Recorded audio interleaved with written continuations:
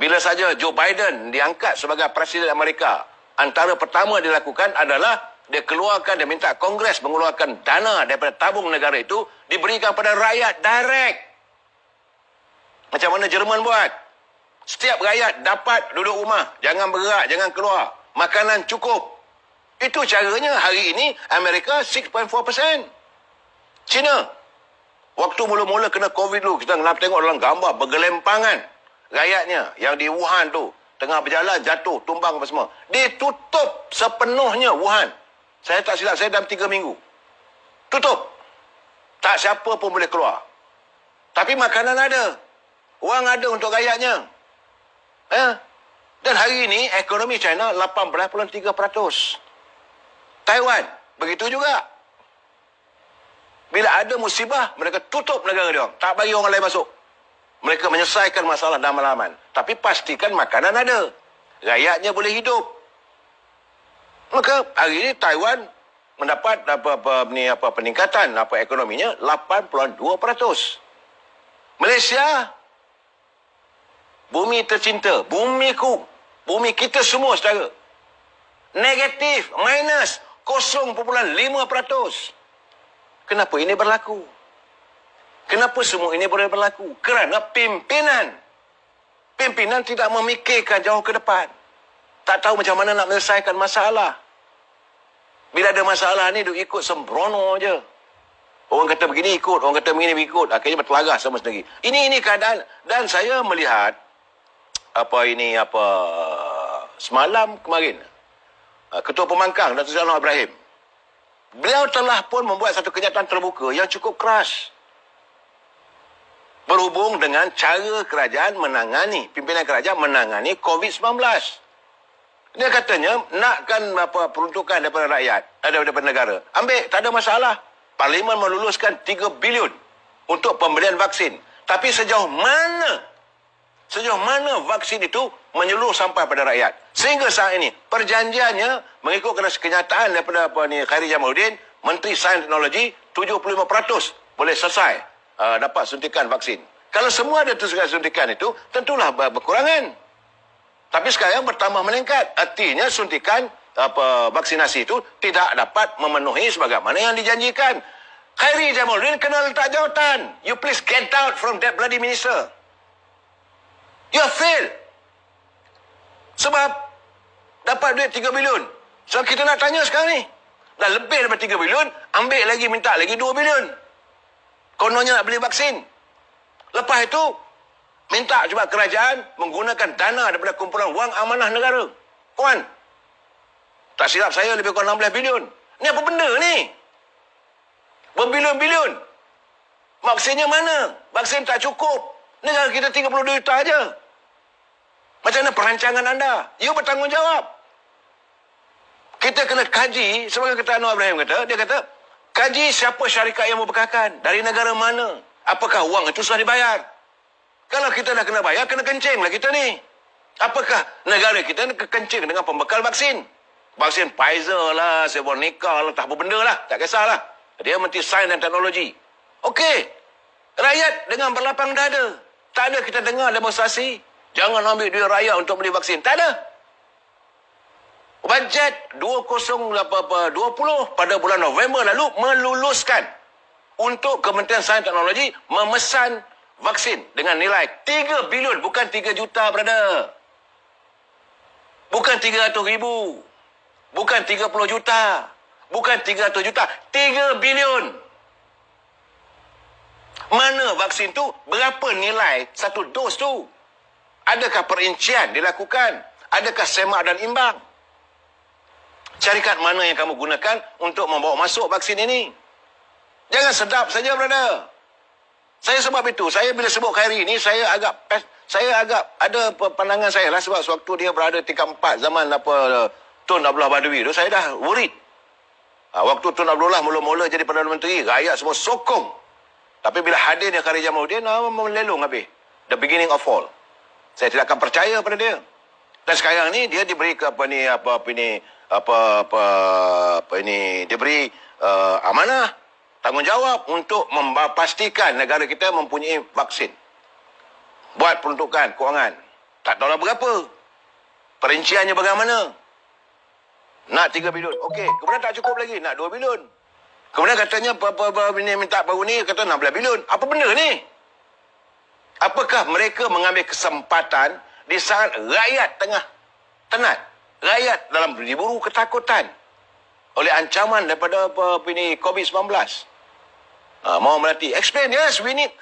Khairi Jamaluddin mesti menjawab, memberi penjelasan secara tuntas. Berapa nilai satu dos? Berapa dos yang masuk ke negara kita ini?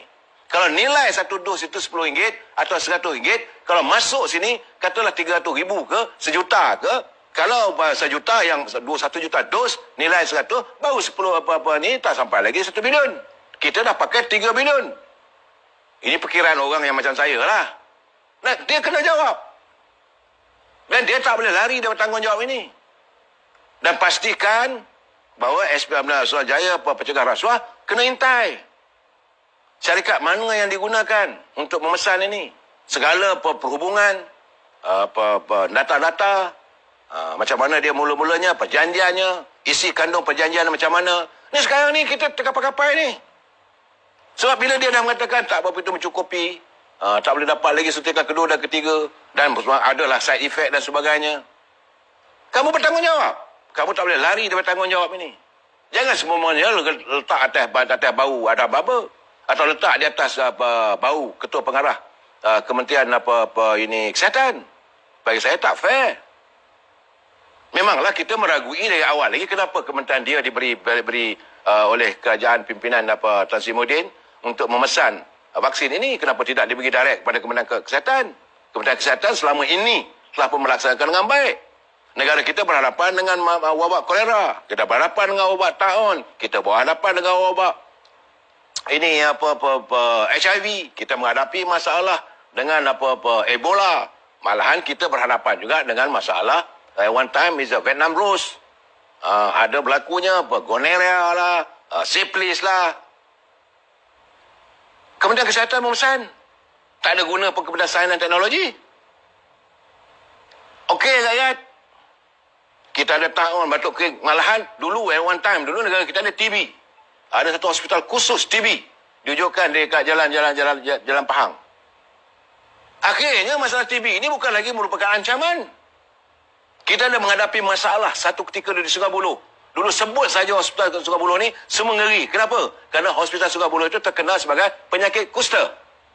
Jangan lupa, Kementerian Kesihatan melaksanakan tugas dengan baik dan tuntas. Bukan lagi masalah kusta itu menjadi menjadi masalah kita. Dan hospital Sungai Buloh sekarang ni jadi tempat untuk rawatan COVID. Nah, ini kejayaan Kementerian Kesihatan. Tiba-tiba sekarang ni nak memesan vaksin ini, gunakan kementerian, di bawah Kementerian Khairi Jamaluddin. Walu lah jawabnya. Betul lah kata Habib tu. Dan kita tidak mahu pula, kita mahu supaya siasatan dilakukan. Kita mahu secara tuntas Khairi Jamaluddin menjelaskan kepada rakyat. Sebab itu kita minta Parlimen bersidang. Saya bila dengar kenyataan daripada Ketua Pembangkang, Datuk Seri Anwar Ibrahim, tentulah beliau mendapat input-input.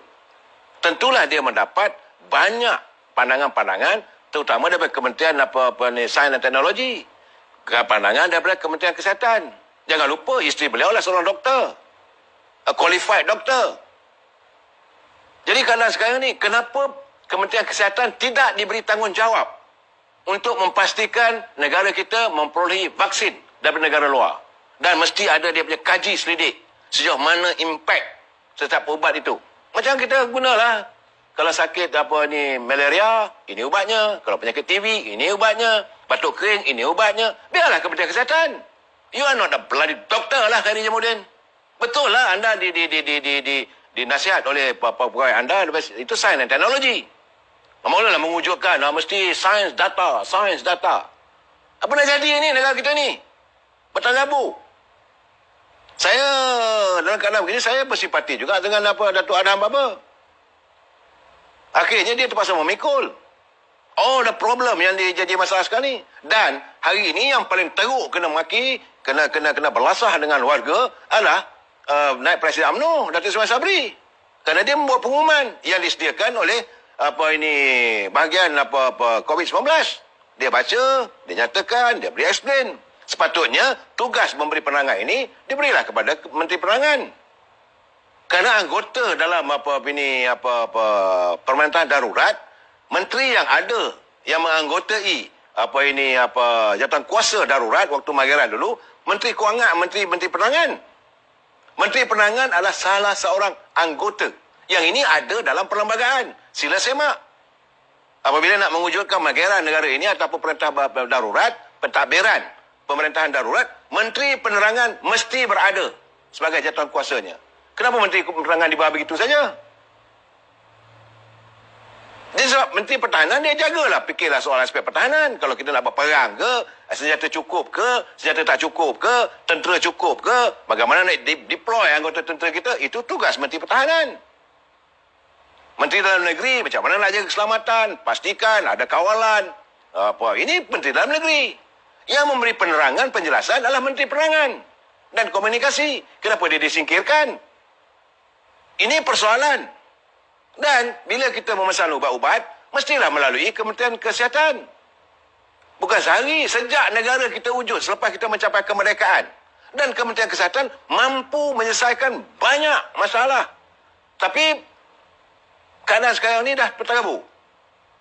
Letihlah macam ni, kita sambung lagi malam esok. Wabillahi taufiq wal hidayah. Assalamualaikum warahmatullahi taala wabarakatuh. Selamat malam dan besok sambung lagi. Jangan lupa intai-intailah ke masjid. Mudah-mudahan dapat jugalah kita bersemayang, ada solat Jumaat. Saya tak tahu.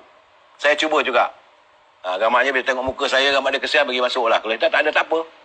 Anda pikullah dosa-dosa saya kerana tidak dapat melakukan ibadat solat Jumaat. Okey? Selamat malam.